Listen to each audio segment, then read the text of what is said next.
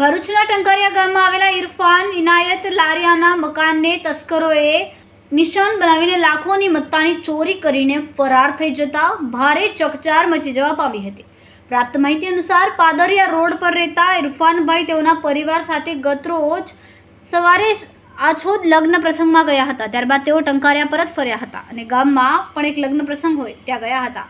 તે વેળાએ સાંજના 6 વાગ્યાથી 9 વાગ્યાના સમય દરમિયાન કોઈ અજાણ્યા ઈસમોએ તેઓના નિવાસના પાછળના ભાગેથી ઘરમાં પ્રવેશીને 44.8 તોલા સોનાના દાગીના તેમજ રોકડા રૂપિયા 4,65,000 મળીને કુલ 31,53,000ની મત્તાની ચોરી કરીને ફરાર થઈ ગયા હતા। પરિવારના સદસ્યો જ્યારે ઘર પરત ફર્યા ત્યારે ઘરમાં બધું વેરવિખેર પડેલું જોતા તેઓના પગ નીચેથી ધરતી સરકી જવા પામી હતી। ઘટના સંદર્ભે ઇરફાનભાઈએ પાલેજ પોલીસને જાણ કરતાં પાલેજ પોલીસ ઘટના સ્થળે પહોંચીને તપાસનો ધમધમાટ શરૂ કર્યો। ત્યારે હવે જોવું એ રહ્યું કે પોલીસ તસ્કરોનું પગેરું મેળવવામાં કેટલી ઝડપથી સફળ થશે તે તો આવનારો સમય જ બતાવશે। રિપોર્ટર રવિ સૈયદ, તહેલકા ન્યૂઝ, ટંકારિયા, ભરૂચ। મારું નામ ઇરફાન ઇનાયત લારિયા, રહેવાસી ટંકારિયા પાદરિયા રોડ।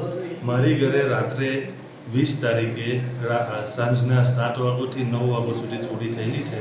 બહુ મોટી ચોરી થયેલી છે, એની કમ્પ્લેન અમે પોલીસમાં કરેલી છે।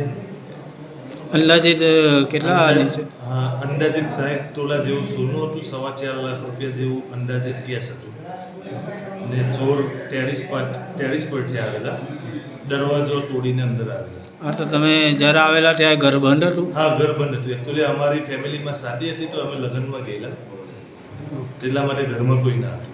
ઓકે।